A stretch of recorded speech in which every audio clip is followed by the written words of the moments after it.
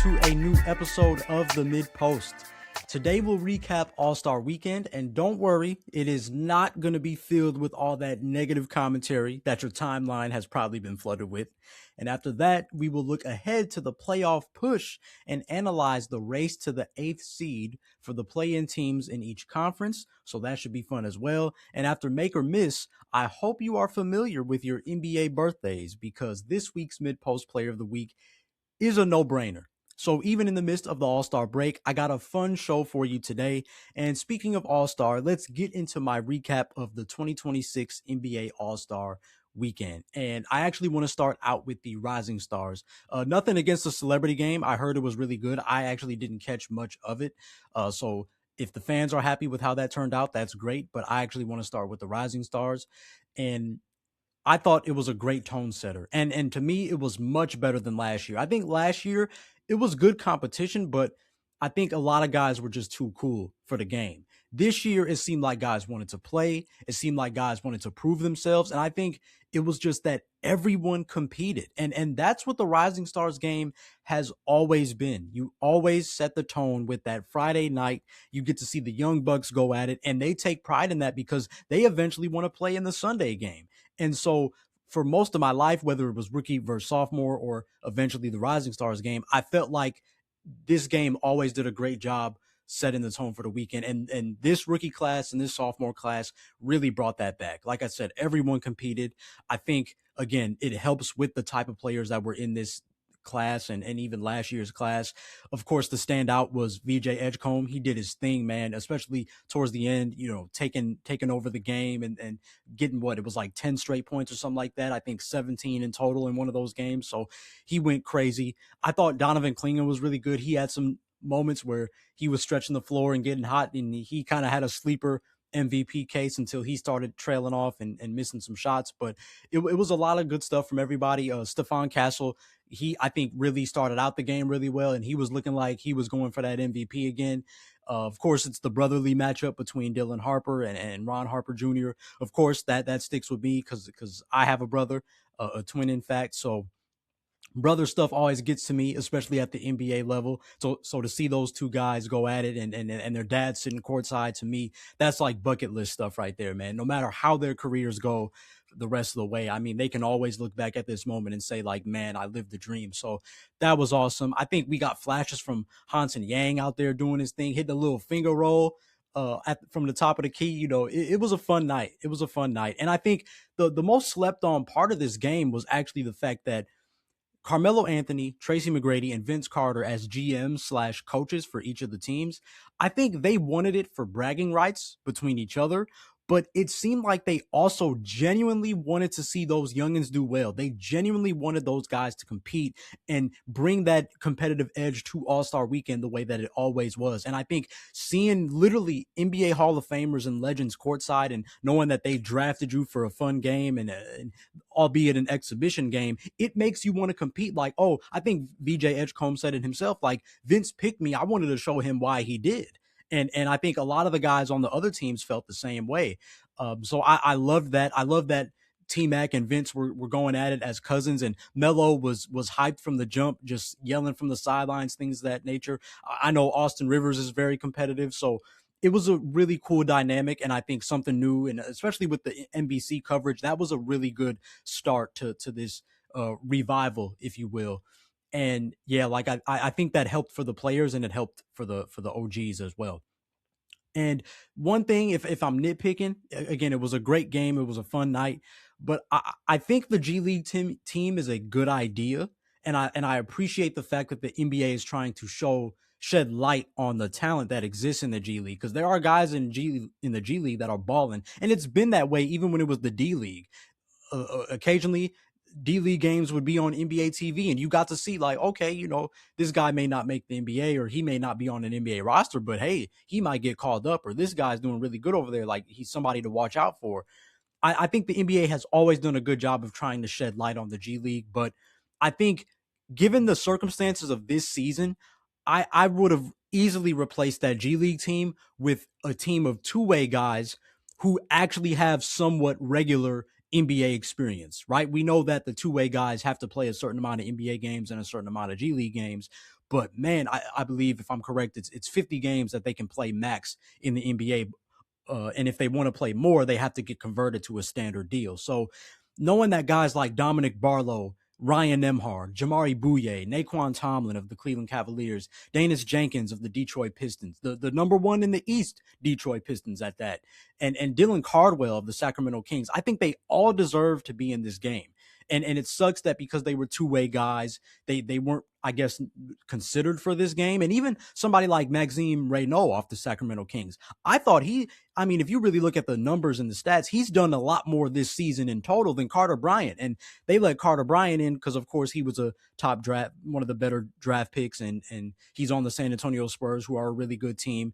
And don't get me wrong, I love Carter Bryant, and I actually wanted to see him play more this season, but literally Maxime Reynaud really had emerged this season with the Kings, and I felt like he was robbed of being in this game. And again, along with those guys on the two-way team, if we can essentially put a team together of two-way guys, or even just get Austin Rivers, don't even call it a team, just give it the fourth team. That's how stacked this rookie sophomore class is.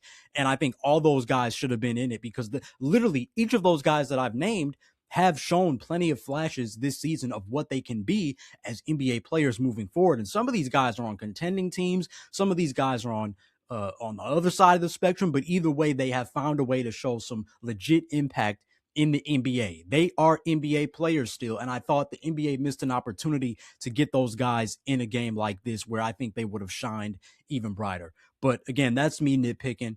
Either way, I appreciate that they show love to the G League guys, and they do their thing every year as well. They're going to play with a chip on their shoulder because they're in the G League, and they know that, right? So they're always going to come out and try to compete and set the tone. So I think the NBA wants to keep that, but I just think this year's class of rookies and last year's class with the sophomores, I really think it was too good to just have the G League involved in that way. But again, it's no diss to those guys. They did their thing.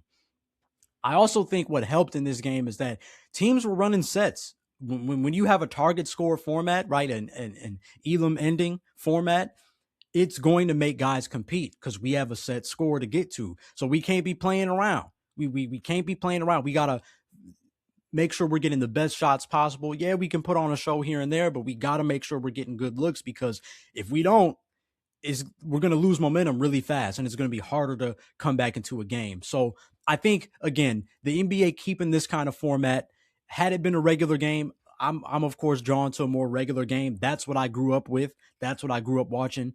The rookie versus sophomore game, when they did the college style 20-minute halves, like, of course they don't have to go that far, but even again, 4 quarters, 12 minutes each, like, just a regular game, I think would have sufficed. But at the same time, when you watch these Elam ending games, it's it will probably be a little less competitive, just because there is no target score. There isn't something to really play for and lock in on and make sure you're focused for a certain amount of time. So I think, again, this is why the NBA runs with that format. And again, I really enjoyed the night. Other than these two things that I've stated recently, I don't really have any complaints. The only problem I had with the Rising Stars game is that there was zero flair in this game.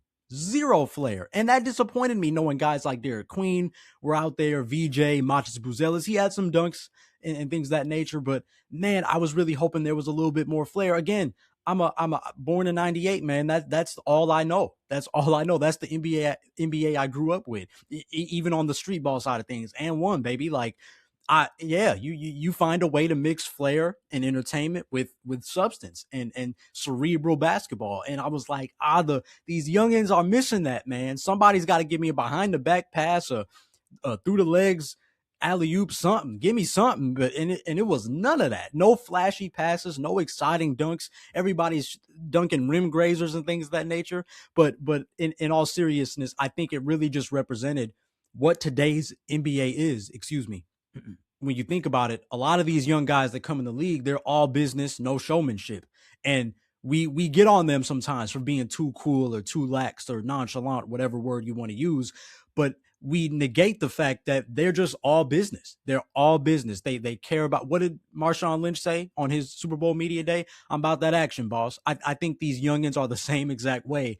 And I like that. It's taken a bit to get used to, because again, for so much of my life, it's just flair and putting on a show. But now we're seeing guys be about that business, and I think that's cool. I think and especially for the younger generation, that's really cool that they get to have some young guys that want to compete and are all about the business. But I wish that they would include some flair in there. I'd be happy to show them some tapes and give them some game on the importance of flair in the NBA All-Star weekend, because that's what makes the weekend too. But nonetheless, overall, I thought it was a really fun night, and I hope that they continue this energy no matter the format they use, whether they go back to 4 quarters or anything like that. Whatever format they use, I just want the competition to stay where it is and build from this momentum that they've established so far. So the Rising Stars game was really good. On to the 3-point contest. Now, my immediate thoughts with the NBA 3-point contest was that obviously over the last few seasons, almost decade now, the rise of the 3-point shot equals more all-star participants. So again, nobody complains about the 3-point contest because, number one, the 3-pointer just eclipsed what a dunk is to a lot of people, especially the casual fan. And then number two, because of that, in the rise of the 3-point shot, more stars are able to participate in this. Again, when I was younger and things of that nature, you saw a lot of sharpshooters, even if they were like role players on their teams, things of that nature. It wasn't always all stars. Like if your name wasn't Ray Allen, Dirk Nowitzki, and I'm trying to think of guy, obviously way back in the day, Larry Bird, like the 3-point contest was for the Craig Hodges and the my era Jason Capono, right? Like it was for those guys. So I think the rise of the 3-point shot has allowed us to have more all-star participants, which is dope. However, I do think there should have been more sharpshooters in. Like I would have easily replaced Tyrese Maxey, Donovan Mitchell, even though Donovan Mitchell was cooking. Donovan Mitchell was really cooking, had an effortless shot. I didn't expect that because Donovan Mitchell has such great balance on his shot. And I think because of his strong body and everything like that, it kind of makes you think that he uses a lot of energy to shoot his shots. And especially because he likes those pull-up threes, you kind of worried whether he was just going to have too much leg and then lose stamina over the course of the competition. But he did really good. And even Norman Powell, I would have replaced Norman Powell. But then again, Norman Powell came in this competition and he was cooking. And especially to be somebody that uses a lot of leg strength on his jump shot form, he did really good that first round. He did really good. So, but at the end of the day, I still would have considered Luke Kennard, Max Christie, Cam Spencer, Duncan Robinson, Malik Monk, all these guys that are among the tops in 3-point percentage, guys that are a little bit more catch and shoot and streaky when you watch them on TV. Again, I think we had a lot of shot creators this year, which again, like I said, it points to just the fact of how much the 3-point shot has increased, how much the number of attempts have increased over the last few seasons or really over the past decade of the NBA. And, it's always been harder for off the dribble, lower body heavy scorers to thrive in this kind of environment. But like I said, Norman Powell surprised me. Donovan Mitchell surprised me. These guys did good. And it was a good lineup. Again, a lot of people are hating on Bobby Portis. I wasn't mad at it. Bobby Portis has been one of the better 3-point shooters at his position for guys his size the last few seasons now. So I thought it was dope that he was in. And I know he didn't have a great round. I believe he had 15, 17 that first round.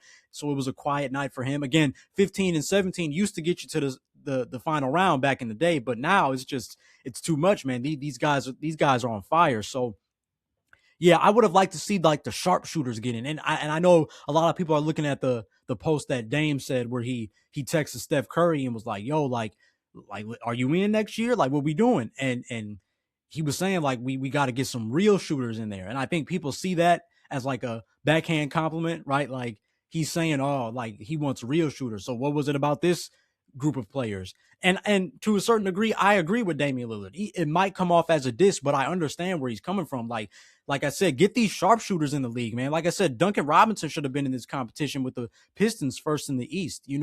Cam Spencer has done really well this year. Max Christie is getting more minutes over the years and now has a really good role in Dallas. Like point to these guys that the average fan isn't paying attention to and show that they can hang with these guys.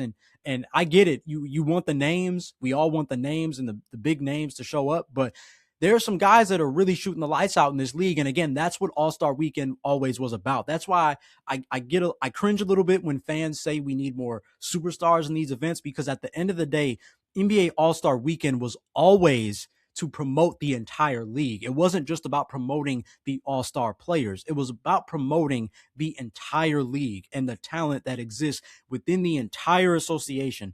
And I think that would help the NBA do that if they get back to that. So we'll see what they do next year. But this year it was a really good competition. Getting to the results, I mean, Dame Dollar, man, to get off a Achilles rehab and just be like, hey, I'm back.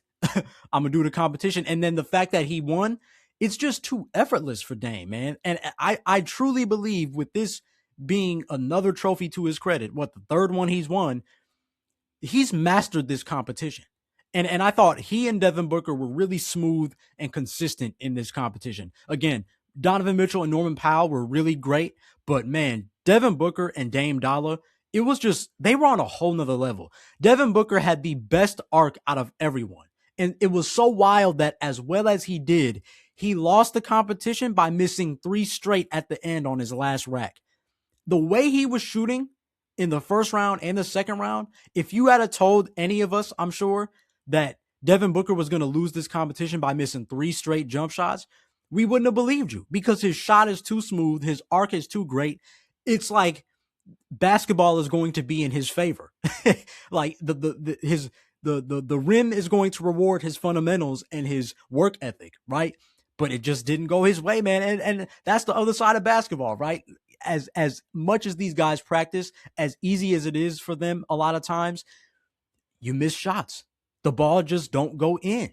As much as you do have control of the ball going in, you don't. You don't. If that's the case, nobody would miss, right? So that was really interesting. But it's funny with Dame Dollar, because the thing about Damian Lillard, man, when you think about it, the 3-point contest is really how he's been able to get back in basketball rhythm post injury, right? That's all you really do when you're coming from an injury like this. You can form shoot, you can. And I know he's been posting, he's getting his threes up every day at the Blazers practice facility. Like, you're essentially doing the 3-point contest as your workout. So I think it's just too easy for Dame at this point. And it fits his personality, right? He shines in big moments. He's mastered deep threes, which, again, because of the evolution of the 3-point shot, the NBA has included deep threes in the 3-point contest. And he's always had great fundamentals on his shot, good balance. The follow through, he always makes sure to snap his wrist. And I think that's why he gets a lot of shooters' roles. If you watch Damian Lillard's 3-point contest, at least this season, a lot of his shots hit the rim and went in. And I think it's because he snaps his wrist. It's like, no matter what, if it's going to hit the rim, it's going to go in still. It's not one of those where he's like just going to brick it every time. He snaps his wrist to ensure that he gets shooter's roll. And I really think that's what helped him win this competition. So again, it's the fundamentals and it's just his personality. He's not afraid to be on that big stage and shine in those moments. So yeah, it's incredible to see Dame do that. And it was nice to see him rocking the Blazers jersey again and doing what he loves. And like he said, scratching that competitive itch. It was really good to see. And that, quite frankly, him winning was quite the flex as he comes back from injury, and I think it just showed how much he loves this game. Like, yeah, I may not be 100%, I may not be 150%, but like, I want to be out there. I am an NBA player at the end of the day. And if I'm able to, I would love to participate with these guys and show that I'm still the best shooter in the NBA. So to show that, I think that's that old school, like, I love the game. I don't just like basketball, or I don't just see this as my career. I'm still a kid at heart and I love this game. And I think that's what we saw from Damian Lillard. So that was great. Again, 3-point contest was really good. And the only thing I have to say about this is that it shouldn't have been the first event. Why did the NBA do that? They even brought back the Shooting Stars competition, which I'll get into in a minute, but that was always a fun way to build up for the night. And the 3-point contest just continued that momentum. And I thought this was a big miss from the NBA for the competition that has been really the most exciting to watch the last few years, to be first on the lineup and get it out the way. I don't know why they did that. And maybe it was just the fact that, okay, well, let's start with the 3-point contest so people keep watching and then they can see the shooting stars competition. Maybe it was like that kind of thing, but either way, they should have ended it with the 3-point contest. Again, I've always been a big fan of the dunk contest. I still am, contrary to popular belief. So I always understand why they want to end the night with the dunk contest, but yeah, I just say all that to say the 3-point contest should not have been first. It should not have been first, but it did. It was a good competition, and it was good to see Dame Dollar win. Now, speaking of the shooting stars competition, again, it took me back to my childhood. I enjoyed it overall. It was very lighthearted, as it's always been. And it was always a great way to bring legends and former players back into the game. And that's what the NBA, I think, has been missing the last few seasons. They've had moments where they tried it, and I know it can be tough to do because some guys have been retired for a long time. Some guys probably literally stopped shooting a basketball years ago. So it can always be tough to do that. But I thought this year was pretty good. It was a good mix of guys, Ron Harper Sr., Corey Maggette, Allen Houston. It was really dope. It was really dope. And speaking of those guys, shout out Corey Maggette and Allen Houston. Because again, that's the era I grew up on. So it's like Corey Maggette, it was so fun to see him. He in a lot of ways, he showed more excitement and showmanship than the current players. And that's what I like. It just had me smiling because I'm like, that was the era he came up in. That's what the NBA was. You come here and you come to win, but you're here to put on a show too. So when he hit like 3 straight half court shots on the Shooting Stars Challenge, he was feeling himself. Like if I'm Con Knipple and Jalen Johnson, I would have just let him shoot all of them because it's like he's cooking right now. And I thought that was so dope that somebody like Corey Maggette, who hasn't been in the league in over a decade now, was the one that put on the biggest show. And I think that's why you like the Shooting Stars. I'm so happy they brought it back. Allen Houston, this dude needs a retired veteran 2-way deal. However, they can do that where he only plays weekend home games. And so because this brother was still as sharp as he was back in the day. Allen Houston, at however old he is right now, 40s, 50s, has already one of the best shot strokes in the NBA. Even if you placed him in the current NBA, he would have one of the best shooting forms in the entire league. I mean, it was so awesome to see him shooting just like he did back in the day, and he still got it. You can see it on his face. Like all those misses he had, he felt like they should have went in, but the ones that did go in were so smooth. And I was like, man, this is why you loved the Shooting Stars competition growing up. So the legends can show that they still got it. And the only thing, again, the NBA does this thing where they take away all the fun stuff that we grew up with. Why weren't the legends wearing their own jerseys? I was telling my brother the night before, I'm like, Ron Harper, I hope he wears his Cavaliers jersey because a lot of people know him for what he did with Chicago and winning the championships and all that, but he was an all-star caliber player. He was 25-5 with the Cleveland Cavaliers. So you get him that jersey, get the vintage Allen Houston Knicks jersey. Like it just made the vibe that much better when they did that. And I hate that they didn't bring that back. And the other thing that I wish they would have done is include the WNBA like they used to. Real ones remember when Team Bosch, it was Chris Bosch, Swing Cash, and somebody else, I can't remember. But they were always winning the Shooting Stars competition. It just seemed like they always had it on lock. And again, the NBA always did a great job of including the WNBA in these events. If you remember the early 2000s, I was a little bit too young to remember this, but there was the 2-ball competition in the early 2000s, which was pretty much a combination of what we saw from the Shooting Stars without the half-court shot. And then obviously that eventually evolved into the Shooting Stars where it was more participants and half-court shots, things of that nature. It was more of an obstacle course once we hit like the mid 2000s. And like I said, I don't know why the NBA likes to take a lot of these elements away. And because I really think you got to bring that back. And especially for the youth, there's a whole generation now of kids who just don't know that. And for me, when I look back when I was a kid, it educated you. It made you want to watch the WNBA because wow, they're killing in this competition. I don't really know. I may know who Lisa Leslie is, but I'm not familiar with this person. Maybe that's going to make me want to watch her when the WNBA season starts. Same thing with these legends. Oh, okay, I know Dominique Wilkins, but I may not have gotten to watch this guy as much, or they don't do as well of a job showing this person's highlights on NBA whether that's the TV or the website, maybe I can do my homework and study this guy, right? So I always like that about the shooting stars, and I really hope that they continue this and build on this because it's going to be good for the kids, like to see that and keep the history involved with the game. I know time naturally is just going to evolve and things of that nature, but you always want to educate and keep the history alive and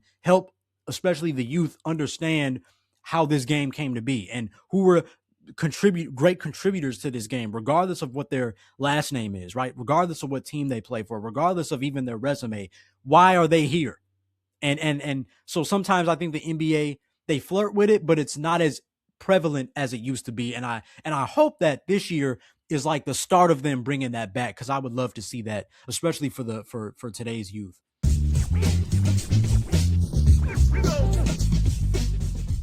And then, of course, it was the dunk contest to end Saturday night.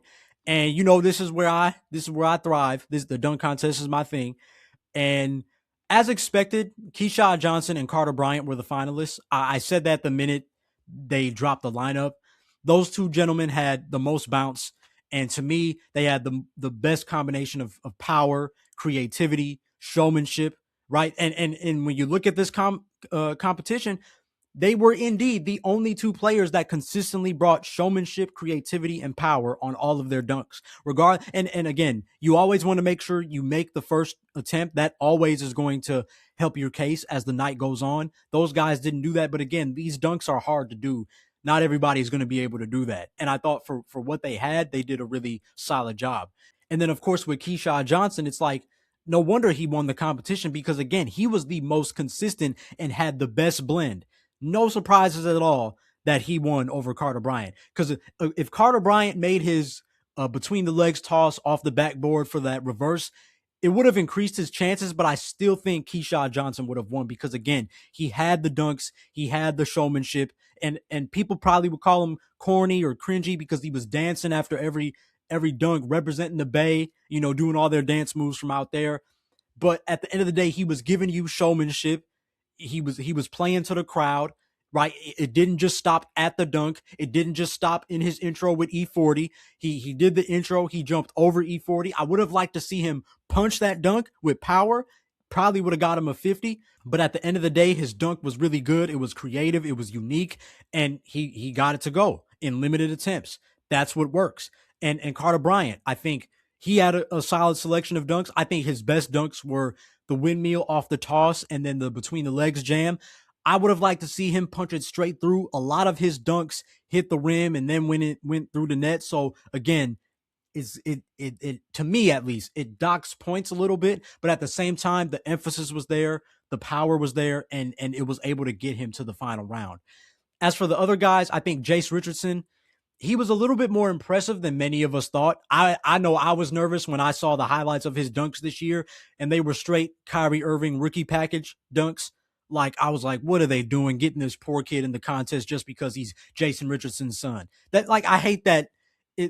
I don't think nepotism is the word in this case, but I just hate that totem pole thing people do. Like, just because, like, clearly Jace Richardson is more of a shooter than he is a dunker, but you get him in the contest so he can just because you think he's like his dad.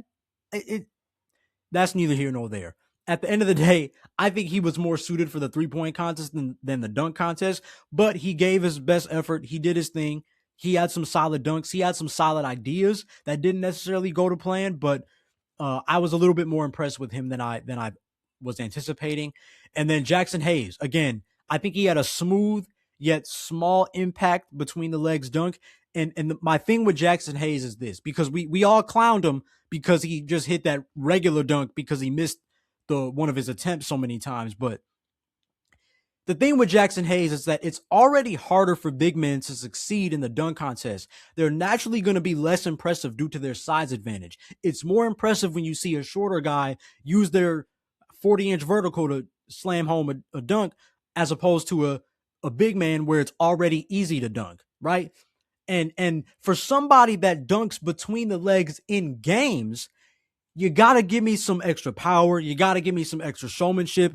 And you really got to give me some extra creativity to really sell the judges and the crowd and the fans at home. And that's the thing about Jackson Hayes that I didn't I wasn't a fan of. The dunk was cool because he kind of did a like double toss into the between the legs. That's cool. But we've seen you do that dunk in game. Like you have to find a way to make it creative and make it powerful. A lot of these guys ain't punching the dunks down, and that makes you lose points. You need. I've said this before. I have a video on my solo YouTube channel. If you haven't seen it, last year I made a video on the dunk contest, and I explained all of this. That's what you need in this competition to really win the crowd. And Jackson Hayes, I think he had a lot of the tools, but he just didn't really put it together. And as the night went on, there were some rim hangs and grabs from Carter Bryant and Jace Richardson.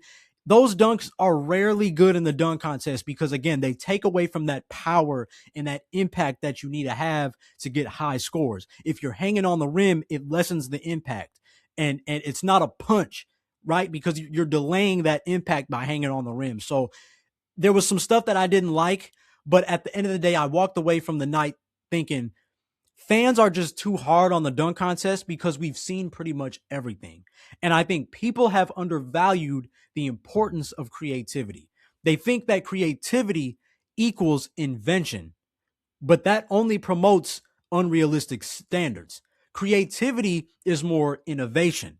It lies more in tosses, tricks, and even setup as opposed to what the actual type of dunk a player does. So, for example, Carter Bryant started this contest out with a 360 windmill we've seen numerous times now. Obviously, we know that Vince Carter did it the best in 2000. It was the perfect blend of hang time, power, extension on the windmill, right? It was excellent. And he yelled at the crowd afterward. Like it was emphatic. In 2012, Paul George did the same exact dunk, but obviously in his own kind of, he has his own kind of flair with his, but he did the same exact dunk. But that time he chose to turn off the lights and wear a glow in the dark Pacers jersey. That's how you innovate. So people aren't seeing the same thing over and over again. Don't just slap on a Vince Carter jersey and do a 360 windmill and point to the sky. Or, don't just come out and do the same dunk he did. You gotta innovate. And my thing is the dunk contest isn't just dry because we've quote unquote seen everything. It's dry because nobody looks to find ways to make slight tweaks to what has already been done. And again, I think the best example of this is Aaron Gordon with the mascot. Very few dunkers, if at all, thought to jump over a mascot. And at that time, if you remember, this is 2016, those hoverboards were some of the most popular items in the world. So the mascot gets on the hoverboard and he has the ball up, but then Aaron Gordon runs like he's going to do his dunk, but then he backs up and says, hold up, spin around. That's showmanship. That's creativity. That's using other objects to your advantage. That's being innovative, right? And so he gets the ball from the mascot and does a one-hand 360 when he could have easily did a two-hand 360. Again, it's slight tweaks. It's not the fact that, I don't have any dunks to choose. Like, nah, at the end of the day, you need to get in the lab by yourself or with your homeboys and think of dunks. Think of how you can do something different.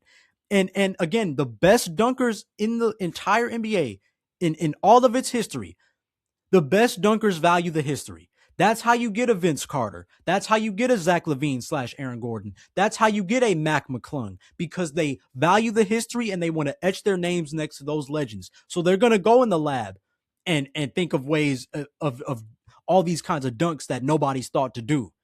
And so when I walked away from this contest, was it great? Absolutely not. But I think fan standards have gotten way too high. Way too high. If you really think about it, if 4 Keshad Johnsons were out there on Saturday night, that would have changed the night dramatically. And it's not that he did anything ridiculous, but just the fact of his blend of power, creativity, and showmanship was better than his peers. And if you put 4 of those guys out there, it would have been a crazy dunk contest. That's how it used to be. And I think Keshad Johnson put on a really nice show, but unfortunately it's going under the radar because people are so up in arms about the dunk contest. Everybody wants a Zach LaVine and Aaron Gordon, and they forget that the dunk contest wasn't always like that. It was always for role players. It was always for guys that you didn't really hear about that much in the NBA. Sure, there were a lot more superstars and number one overall picks and things of that nature, best dunkers in the NBA that were in the competition, a lot more back in those days. But at the end of the day, you weren't, and this is no diss to anybody, but you weren't turning on your TV to watch Fred Jones on the Indiana Pacers, and he won the competition. Birdman, before Birdman was Birdman, he was in the competition.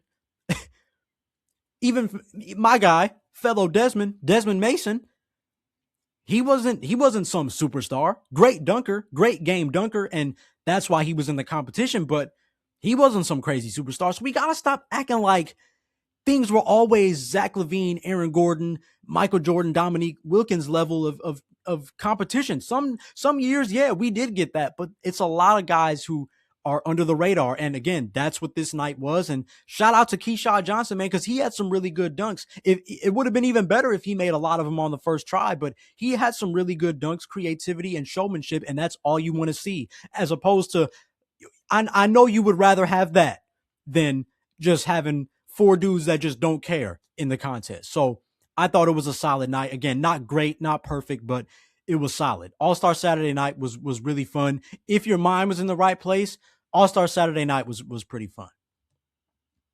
But then, of course, the big thing we were waiting on was the actual NBA All-Star game on Sunday. And yes, the NBA delivered, the players delivered, and it was a show. And they competed.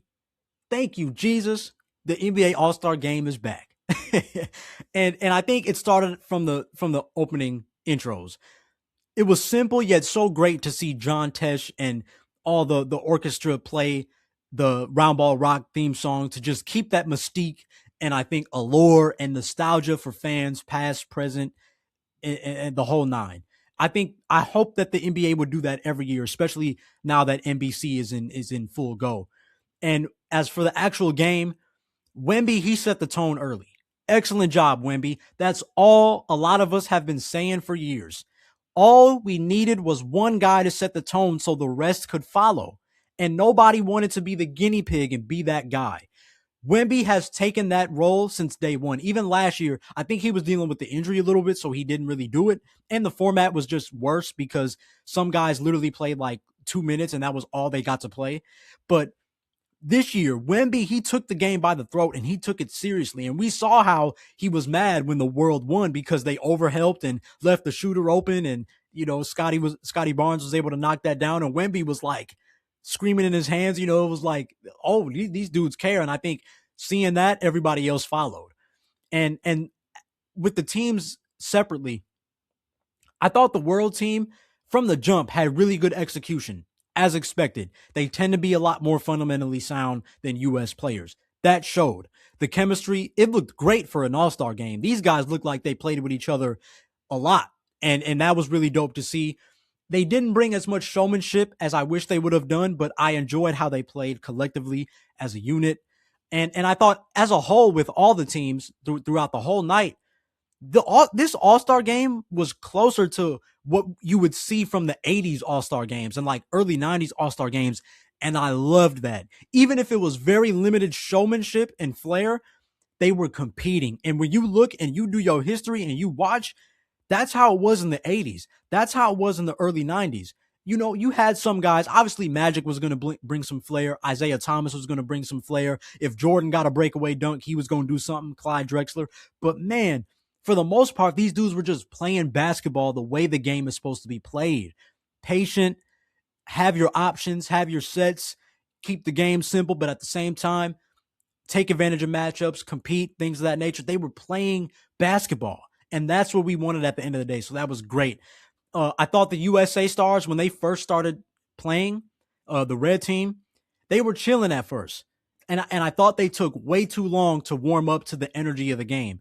And I thought they were way too passive as a team. And oftentimes they played way too unselfish.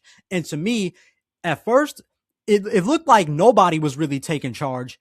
And the closest ones were Scotty Barnes and Jalen Johnson. And they came off the bench. They were the ones who understood, like, yo, let's play defense and get out in transition and do a little bit of hybrid. We got to get back into the game, but we also got to put a show on for these fans. They don't want to see a bunch of brick threes. So I love that they kind of took that charge. But it worked out in the end as they won that first game. Again, overtime, Wemby and the world team were getting up there, and they had to wake up. And Anthony Edwards woke up, and some of those other guys woke up. Like I said, Scotty Barnes woke up and led their team to a win. So it made it competitive from the jump, and they really set the tone for the way the rest of the night was going to go. Because, again, when you look at how the night went, we got a lot of close. All the games were within a few points or a possession or two until that last game, which was the blowout. But man, that was so awesome to see. Me personally, again, I would have liked to see more isolations, a little bit more competitive spirit in that sense, a little bit more like, oh, I see you, I want to take you one-on-one. But again, at the end of the day, I enjoyed how guys just wanted to compete and play team basketball and come out with a win. That's all you want as a fan. I thought the USA Stripes, the OGs, they came out with great energy. They fed off that first game, and their first game was a lot faster paced between the Stripes and the Stars. That energy was awesome. And an excellent ending to that game. Anthony Edwards making big plays. He stole it from Donovan Mitchell, hit the pull-up three in transition. He had some big plays, but then the last play where De'Aaron Fox hit the shot at the buzzer, like that was an awesome way to end the game. And I think with that being the second game, we knew like, oh yeah, this year is going to be different. This year is going to be different. So it was a great night. Wemby continued to dominate versus the Stripes. Cat was low-key hot from three-point range. If they kept giving him the ball, he probably would have got MVP, but of course they weren't able to win. But man, just when you thought folks was getting hot, Kawhi Leonard went on a crazy solo run. I mean, what Kawhi Leonard was doing, I saw Steve Jones from the Dunker Spot. Shout out Steve Jones and Nekias Duncan. I saw him tweet during that, like, Kawhi Leonard is in a flow state. And that's exactly what it was. And I even said, the Stripes came out and Kawhi Leonard turned into the Terminator. Like it was incredible for him to put on a show, especially in front of his fans with the All-Star game being in Intuit Dome where the Clippers play. So that was awesome. And even just when you thought it was a nice little stretch, he turned it up even more. He was just making everything beyond the arc. I think most of it were three-pointers, but there were some other shots in there that were just incredible off the dribble. And things that he was just in a crazy rhythm. That's what you always want to see in the All-Star game too. Anybody that gets hot, and especially when they get hot in the midst of intense competition, it makes it even better. So Kawhi literally turned the night on its head and should have been the MVP if it weren't for that terrible decision by Mitch Johnson and the coaches to start the OGs after that World game. Right before that, what was going to be their third consecutive game, I thought he should have started Donovan Mitchell, De'Aaron Fox, Brandon Ingram, etc. And because they're more fresh, then you sub back in the OGs, and then you probably have a better game. And I think that mistake right there, keeping in the OGs who were gassed at that point, it spoiled Kawhi's MVP performance. But of course, Anthony Edwards had the last laugh and finally put together the All-Star performance we've been waiting for him to have. I feel like pretty much since 2023, we've been waiting for him. Everybody's been saying, oh, Anthony Edwards, I think he can compete in the All-Star game. And then he just be chilling. And I think he had full intentions of doing so on Sunday night until Wemby started killing. And he knew he had to respond. And thank God for Wemby, because again, Wemby being able to set the tone, it influenced Anthony Edwards to go get that MVP and put on a show and lead his team to a win. That's what it's all about. And to me, it was just an amazing night overall. I love East versus West. I do want to see it return. And especially with NBC, I would love to see players wear their own team jerseys again at some point in the future. But this format here was executed very well. And it's going to be hard for the NBA to deviate from this for the near future, because it did so well this first year. So I'm looking forward to it. Like I said, love East versus West, but if this is what we're going to keep getting, I'm all for it. I do think this just shows that somebody can take charge and everybody else will follow. That's why I have confidence that even if the NBA switched back to East versus West, it would still be good, but just as long as somebody like Wemby takes charge and sets the tone early. So that's what I thought about All-Star Weekend. I thought it was a good All-Star Weekend overall. Again, we have such high hopes as fans, And I don't know why, because not every All-Star weekend was great. Not every All-Star game was great. But for the most part, you want to have fun. You want to enjoy the night. You want to see players compete. And that's all it is. Not everything has to be S tier level history in the making moments. Like All-Star weekend is supposed to be fun for the players, supposed to be fun for the crowd and the fans at home. And I thought this weekend did that. If your eyes were open, this week did that. And just general thoughts that I had written down. I mean, the skills challenge. I personally hated to see the skills challenge go. I know it wasn't perfect, but I thought it was much better when it was the OG format from back in the day. I think all the NBA really has to do is, if they want that to work again, is expand from 4 to 6 participants to like 8, since there's more versatility nowadays with bigs being able to handle the ball and things of that nature. I just thought the competition started going downhill the minute they switched that format to like a relay race style, which wasn't bad at first. It created nice, competitive, high octane moments, but over time it just turned into a circus. And I thought they needed to just go back to what it used to be. They didn't need to change it, but I think the fans in the league felt otherwise, so they experimented with that. But unfortunately, after last year, they just decided to take it out entirely, which I'm not mad at, but I would like to see it return, because I always thought that was a decent competition, more so the OG format. And again, the only thing that really bothered me the most about this weekend, it really wasn't what happened on the court. It was really how the fans were responding. You know, that when the NBA doesn't change things, fans don't like it. When they do change things, it's too much.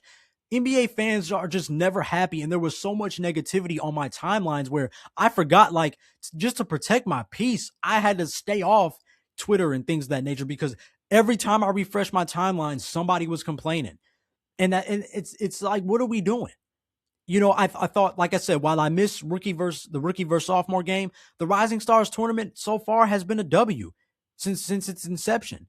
I think I can also envision a one-on-one tournament bringing new life to the weekend. I get it. Change can be good, but man, it's just so much complaining going on. And if the NBA gets to a point like the NFL Pro Bowl, fans are still going to complain because they'll miss the good old days.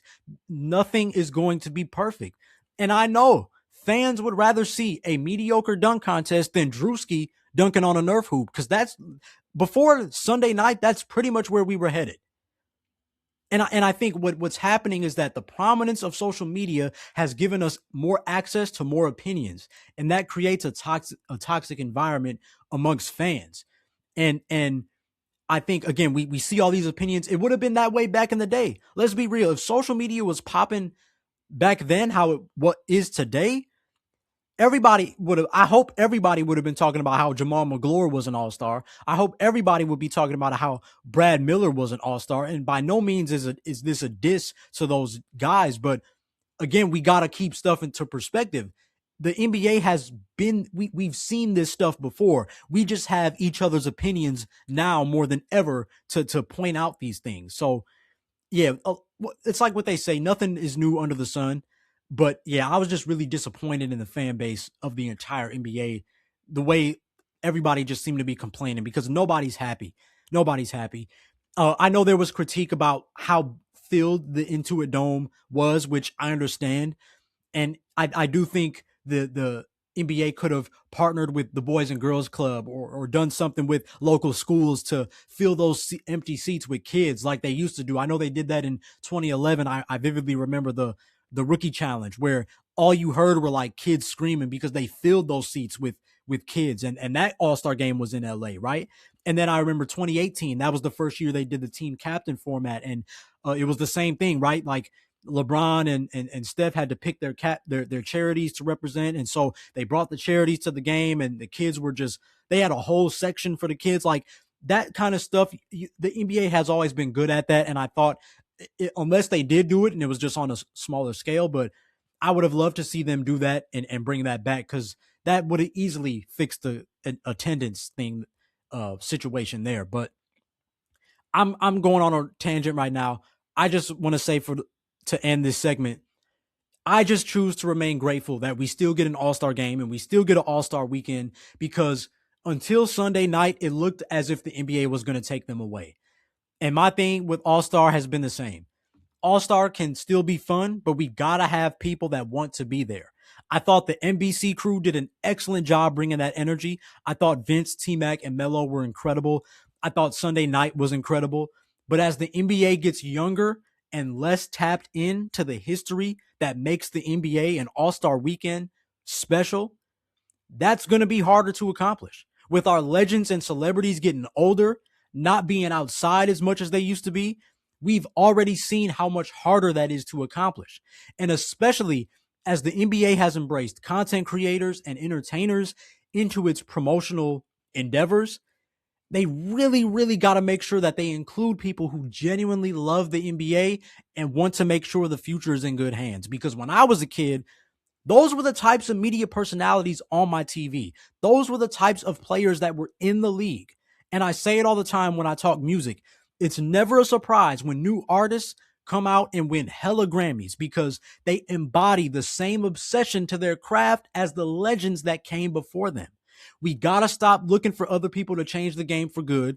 We are the adults now, whether you like it or not. So we gotta school the youngins and we gotta birth new legends if we're unable to become them ourselves.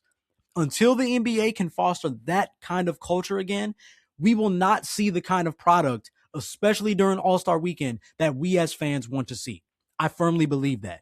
Shout out Victor Wembanyama. He did an excellent job doing just that on Sunday night because he understood that and he set the tone. The NBA, like anything, continues to go through ebbs and flows. Like I said, it's not always perfect. Hating on it is not going to make it any better. No matter how you felt about All-Star, it's a blessing to watch as a fan and an incredible honor for the players. I choose to fix my gaze on that instead. And I hope that more fans would do the same.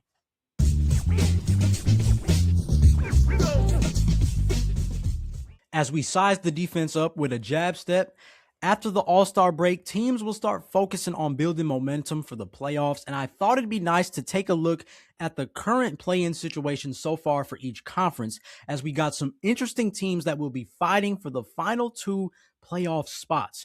And I want to start with the Western Conference, where right now, at the time of this recording, we see the Phoenix Suns at 32-23. They are 7th. The Warriors are 8th at 29-26. The Blazers are 9th at 27-29, and the Clippers are 10th at 26-28. And this is my thing with the play-in tournament, right? The Phoenix Suns should not be in the play-in.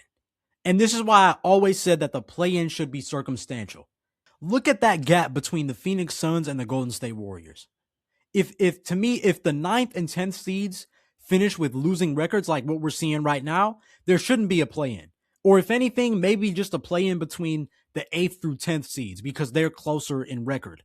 But especially if it comes down to like the last day of the regular season. And obviously if there are ties or, all 7 through 10 seeds have similar records, then yeah, maybe a play-in makes sense. But I'll just never understand why a team who used the entire season to earn sole and comfortable possession of a 7th seed has to play extra games to solidify a playoff spot they've already used 82 games to earn.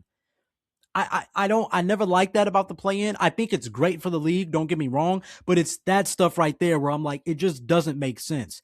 And I think even where Phoenix is at right now, if they can stay healthy post All-Star, with Jalen Green coming back, and if Devin Booker, Dillon Brooks, and everybody can stay healthy, they might even be able to put some pressure on Minnesota and even the Lakers if they have a really hot post All-Star break. Because we see sometimes with the Minnesota Timberwolves, they can beat teams that are good, but then they might lose to teams that they're supposed to beat.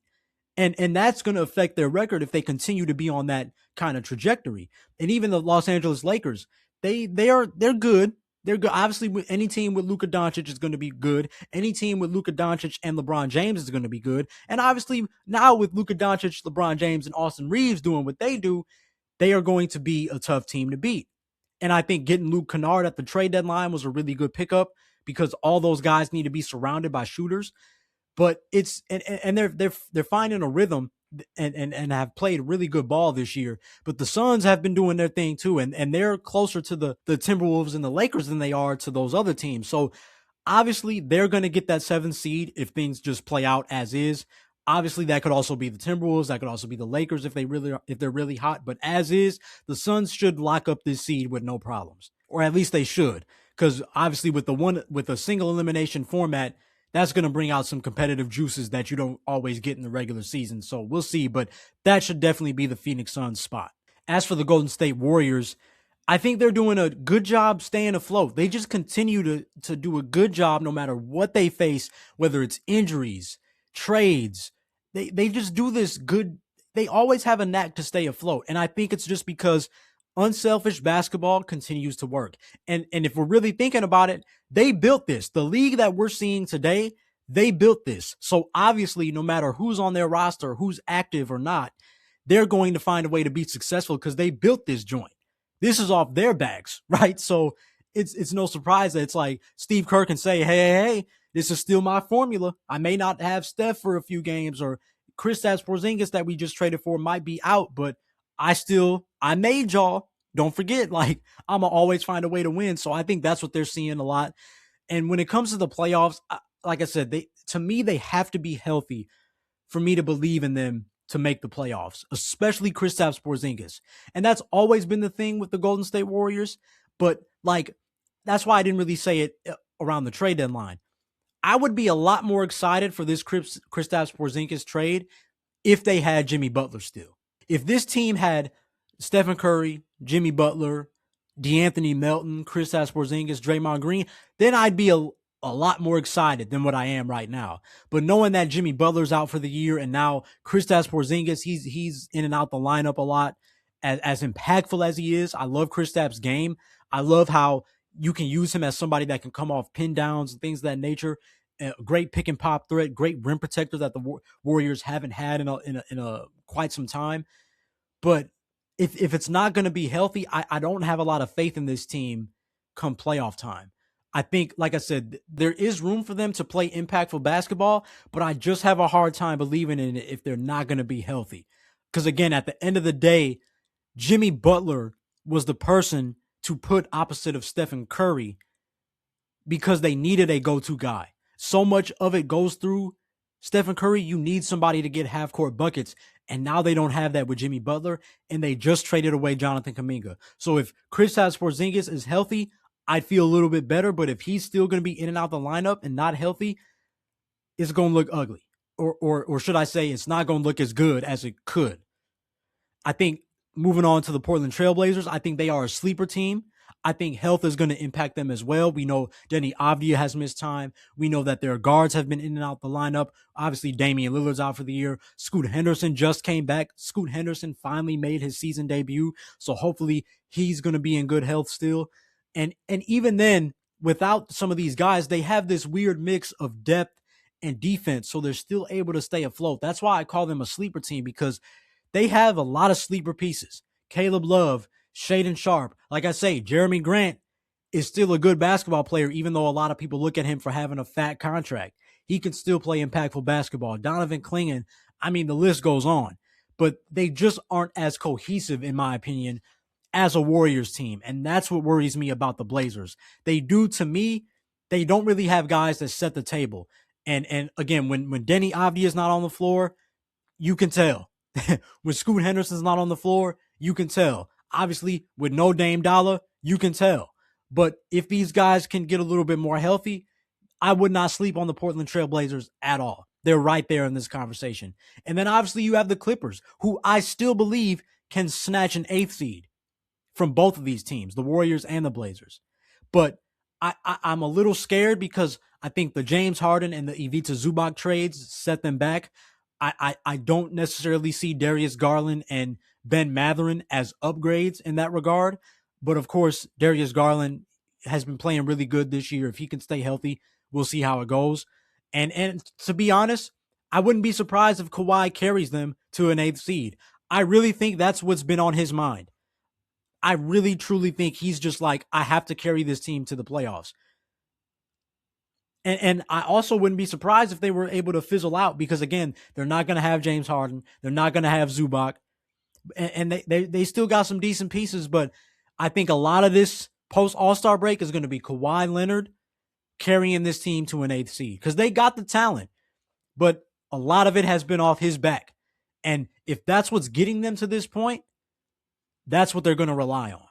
And I think, again, the health of Darius Garland is going to be huge for this team because we haven't seen that in the last couple playoffs. Darius Garland has got to be healthy if they really want to make that push. Kawhi's going to find a way regardless. But man, would Darius Garland make that easier. And hopefully this brother can be healthy and not just be healthy, but play impactful playoff basketball to increase their chances. So my prediction as a bottom line, I think the Clippers have athleticism and defensive advantages that the Warriors don't have. Again, when I watch teams face the Warriors, it's very easy for teams that take pride in playing the passing lanes to beat a team like the Warriors because they do so much passing. When you face teams that do so much passing, you can, as a defender, you almost get into the mindset of a defensive back in football. And you're just, at that point, it's just more opportunities for me to get steals for my team. It's more opportunities for us to force turnovers and sprint the other way. So after a while, when you get used to the rhythm of their passes, you can anticipate and you can go over screens and you can deny and things of that nature. And I think the Warriors don't do well against teams that play that level of defense. And the Clippers have guys on their roster that are going to do that. And Chris Dunn, Kawhi Leonard, and some other guys I think are going to be on board with that kind of style.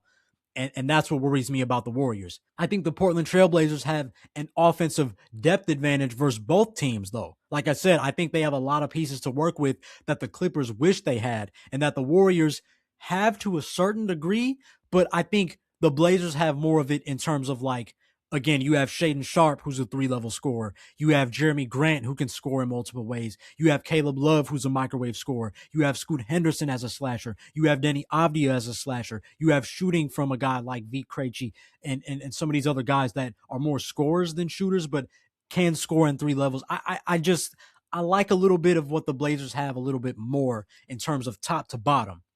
But at the same time, the Warriors, they tend to be more poised than a lot of these teams. And again, that veteran-esque championship DNA poise that they possess can oftentimes help you in an underrated way come playoff time. So I can make cases for all these teams all day, but I just think Kawhi Leonard is going to will his team to an 8th seed. It would be very tough for them to do all that and then face OKC off rip. But that matchup intrigues me the most out of the 3. I wouldn't sleep on Portland, and it wouldn't surprise me if the Warriors find a way, as their ball movement presents a better attack versus a tough OKC defense. But I will stick with my Clippers pick. I'm going to stick to what I said earlier, and I'm going to roll with the Clippers, even though I wouldn't sleep on those other teams. Out east, we got the Orlando Magic at the 7th seed. They are 28-25. The Miami Heat are 8th at 29-27. The Charlotte Hornets, who are surging right now, are 9th at 26-29, and the Hawks are 10th at 26-30. So this is a lot closer than the Western Conference, right? And even this is me excluding potential runs from the Chicago Bulls and the Milwaukee Bucks that can impact how this looks. Although I do believe when it's all said and done, these 4 will be in the play-in conversation for the Eastern Conference. Now, it's interesting to look that despite being so close in record, the Magic are currently 4-0 versus Miami this year. So it's hard to believe that they will lose that 7th seed to the Miami Heat. But then again, I think about the play-in environment, and I'm like, that single elimination environment favors Heat culture. Oh, you mean to tell me we would just have one game to try to get the 7th seed? They're going to do everything in their power to make sure they don't lose that game, even if the Magic are 4-0. And you know, I'm the biggest endorser of this. I saw my Chicago Bulls in 2011 go 5-0 versus the Miami Heat. 4 games in the regular season, first game of the playoffs of the Eastern Conference Finals. You could not tell me we weren't going to win that series. But of course, adjustments were made and we lost. So when I look at if I'm an Orlando Magic fan, I'm proud of that 4-0, but I'm not hanging my hat on that 4-0 because in the playoffs, things just are different. You gotta prepare accordingly.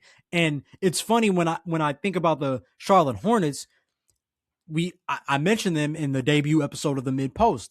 They went on to go 2-0 after we talked about the Hornets and Hawks. So now they're 3-1 versus the Hawks on the year, and they have eclipsed Atlanta because they've been on such a hot streak. And for me, it's hard to believe that the Hornets would not have a shot at that 8th seed.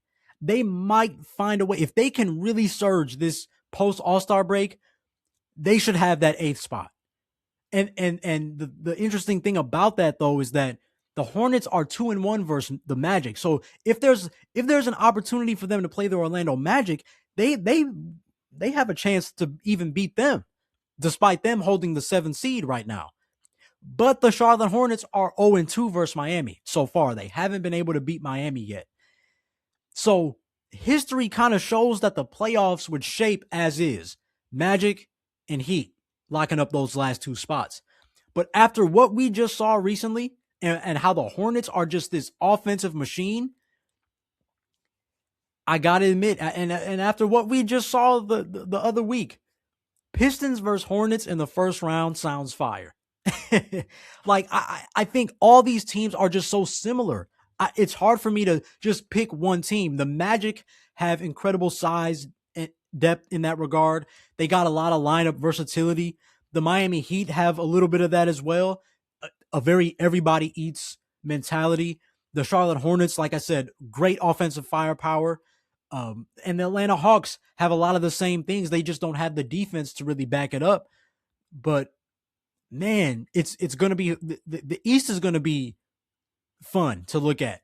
I just think when it comes to my prediction, though, I do think the Magic lock up that 7th seed, especially if they can get into the playoffs healthy. That's going to be their big thing. I think the only thing beating them would be cold shooting. If cold shooting is in their future, it's going to ensure that they fumble this opportunity. The Charlotte Hornets, they might creep up on Miami. They might even creep up on Orlando. But for some reason, I just have a hard time trusting the Miami Heat to lock up a playoff spot despite their talent. I don't know why, because the numbers say otherwise. The Miami Heat are 4th in defensive rating, and they have a great edge over all the other teams in that regard. And even then, they have to score to keep up with Charlotte. Good thing they're also 5th in points per game in the NBA.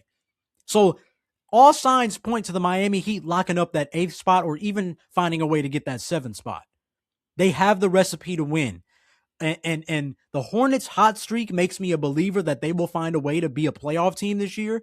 But the Heat have the depth and the numbers to back it up. And it's going to be hard for me to run away from that, even though I'm very eye test minded. So it looks as if the East is also going to shape up as is, although we should not be surprised if the Charlotte Hornets find a way to get that 8th seed.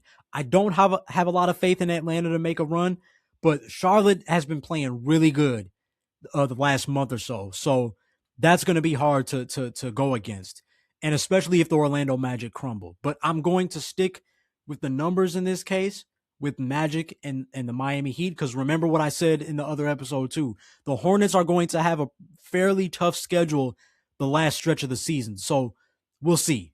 We'll see how it goes. But I'm a roll with Orlando and Miami. But man, there's a part of me that wants to say Charlotte.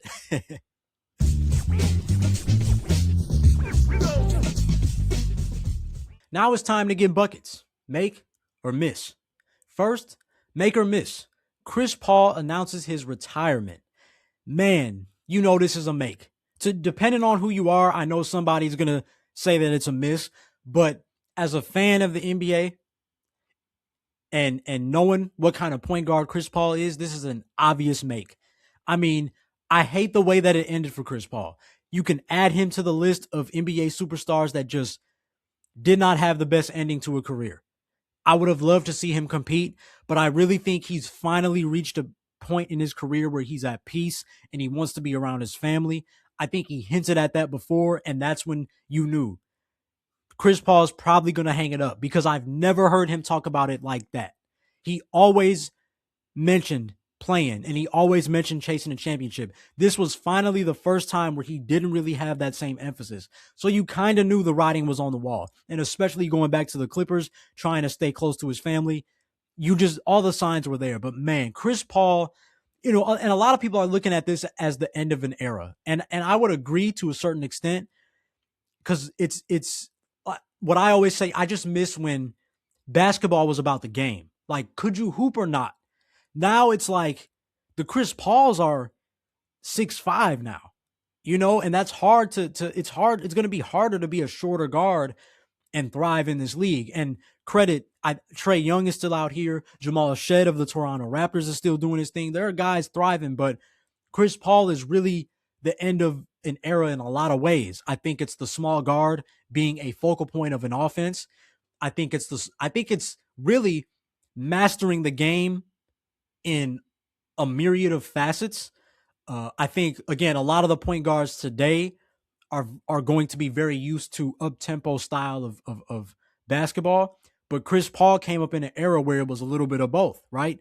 You had to be, up tempo was more of a supplement than a team focus, I would say, right? So when the game slowed down, he was as equally as smart and efficient. And there's only a few guys in the league now that are kind of like that, or at least trending towards that. But so when I look at Chris Paul, I'm like, man, this is such a end of an era kind of thing. But he had such an incredible career. I mean, top 2 in assists, top 2 in steals, perennial all defensive player. Nobody talks about that with Chris Paul, that he wasn't just this S tier dime dropper. He wasn't this crazy competitor. Like, he was an efficient scorer, but he was also locking up opposing teams' point guards when in an era where you couldn't duck from matchups. When in that era, we didn't hear the term mismatch hunting and all these things we hear nowadays. You had to lock up your person, whether they were a superstar or not. You had a matchup that you had to focus on for 48 minutes. Chris Paul did that. And he was getting steals against these guys. He was locking up these guys, playing strong on-ball defense, moving his feet at 6 feet, 175.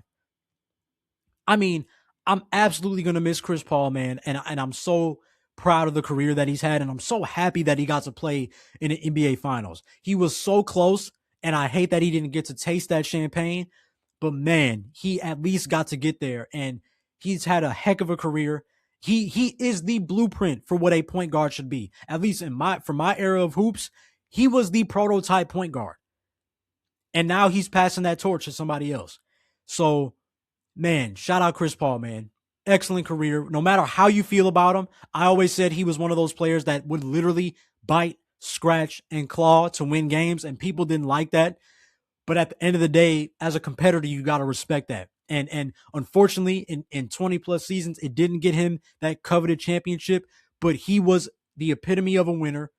He gave us all night in and night out, and he was such a dope player to watch over the years. So shout out Chris Paul. Enjoy the sunset, big bro. And yeah, I hope he gets into like the TV game and really gives this game to the youngins, because I know he's got a lot to share. So shout out Chris Paul. Absolute make. Another make. We're going to go to the sneaker side of things and talk Jason Williams and Nike bringing back the Hyperflight from 1999. Hey, man, that's a slick shoe. That's a slick shoe. Obviously, in 1999, I was like 1 year old, but obviously as a basketball fan, NBA fan, historian, things of that nature, he has some clean colorways. And I always love when Nike brings back beloved retros, man. And it's about time Jason Williams got his with the Hyperflight. So yeah, it was a dope shoe. It's funny when you look at the shoes from that time period, man, everybody was obsessed with patent leather and sleek designs and monochrome and like shiny shoes, all that stuff. Like I see that immediately with these shoes that Nike's about to retro right now, that Jason Williams helped make popular. But man, them purple joints are cold. I like those. And hey, like I say, I love when 2000s fashion, late 90s, early 2000s fashion comes back. I think we need a little bit more of it, and with the shoes and stuff like that. So Jason Williams hopefully is starting a good thing with this, and something Nike can build and keep doing as the years progress. I think it's a make, man. Tell me what you think, because I know a lot of these shoes look like spaceships. So I understand if you ain't really feeling them, but I like them. It's a sleek design. Make or miss, Seattle and Las Vegas are in talks of joining the NBA. The NBA Board of Governors will actually decide this summer whether they are going to expand to 32 teams and place those teams in Seattle and Las Vegas. And I think it's going to be an absolute make. for a variety of reasons. Number one, it's long overdue for Seattle. They should have never got rid of the Seattle Supersonics, but we know how the business goes. Sometimes it just doesn't happen. But Seattle has been such a staple in NBA history. They've had excellent jerseys, if we're talking culture, and they had great teams in a lot of ways. You know, they had Dennis Johnson, they had Gary Payton, Sean Kemp, they had Ray Allen, Rashard Lewis. You know, there's a lot of eras. They had a rookie Kevin Durant. So, you know, they should have never let go of Seattle. And I think they've been testing this market for Vegas for a long time, right? You look at the 2007 All-Star Weekend. You look at the WNBA moving from the San Antonio Silver Stars to the Las Vegas Aces. So the fan base is certainly going to be there. And I think in a general sense, with a deeper NBA player pool, this is needed. This expansion is needed. There's a lot of guys fighting on G League teams or on, like I just said earlier, on two-way contracts that deserve standard deals, and expanding will allow these teams to do that. And maybe I'm actually even curious to see if rosters go back to like a strict 15-man roster, because you know nowadays the average NBA roster probably has 17 to 20 guys because of two-way deals, exhibit deals, all these different kind of contracts now. Now with expanding, hopefully the NBA gets to a point where, again, now you just have those set 15 roster spots, and it gets a little bit more competitive in that regard. So I think it's a make. Obviously, I'm excited to see Seattle come back. Las Vegas is going to be interesting, new market coming to the NBA, but it's been needed. So I'm all for it. And then the last one I have, there's been rumors. If your ears are to the streets, there are rumors that the Atlanta Hawks, Houston Rockets, and Minnesota Timberwolves are going to rebrand next season. And the big conversation with these rebrands is whether or not their vintage designs are going to come back. We know that I've seen there's been rumors of the Hawks trying to bring back the actual Hawk logo on the front of their jersey like they had back in the day. I know there are rumors that the Houston Rockets are going to bring back their red and yellow color scheme that we saw with Hakeem and all those guys in the past. And I think even the T-Wolves, right? We've been asking for them to bring back the trees, you know, the KG jerseys, and even KG's rookie year, when like we've been wanting to see more of that vintage look from them. And I think after what we've seen from a team like the Orlando Magic, who changed their jerseys this year, I think vintage is coming back in the NBA, whether it's pinstripes or just taken after designs from the 90s or early 2000s. That's kind of becoming a thing now. So I think it's a make, especially if we get more towards that vintage look. I think the Hawks are due for a change. They usually change a lot over their history, so that doesn't surprise me. Houston, if I'm honest, I enjoyed the red, white, and the red, white, and yellow a lot more than I've enjoyed this red, black, and white thing they've kind of been doing recently. And obviously, I'm totally with everybody else. I think the Timberwolves need to embrace vintage and really go back to the KG era, and or at least the throwback era. Those were much better jerseys than what they've had the last few seasons. So I'm in favor of all these teams rebranding. But let me know what you think for sure in the comments, because again, if these vintage designs are coming back, we're going to have some heat coming next season. But again, these are just rumors, so we'll see if that's what actually happens.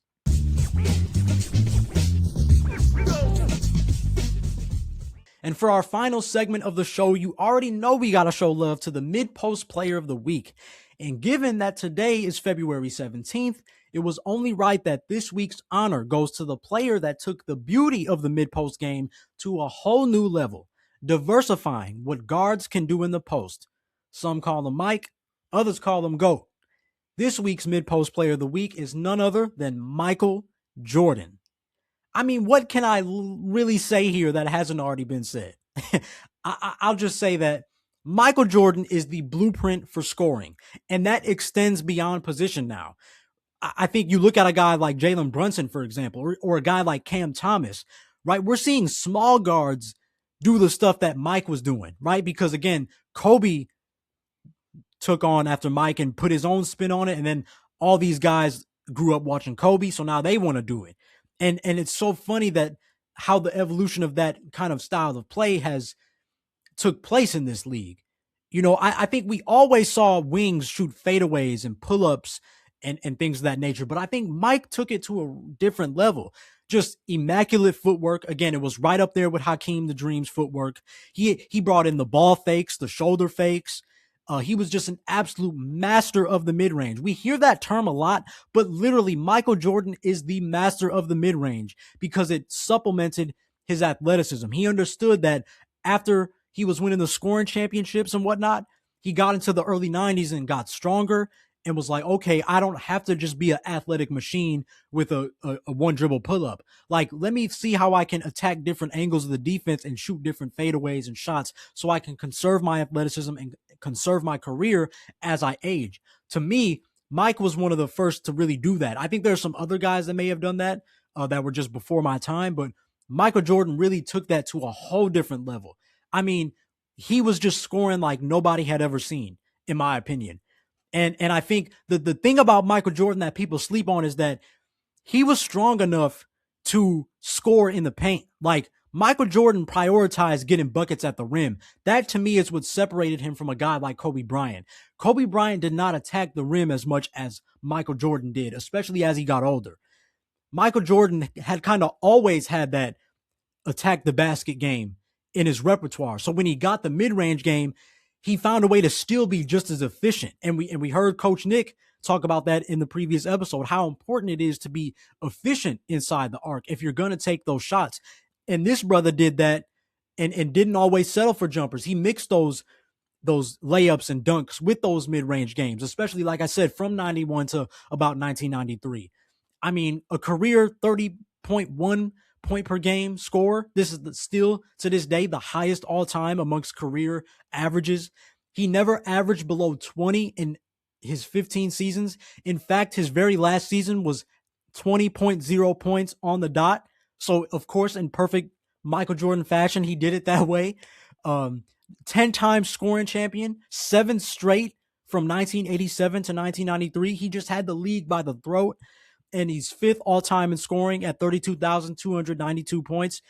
I mean, like I said, I don't want to get on here and just say a bunch of the things that we know already.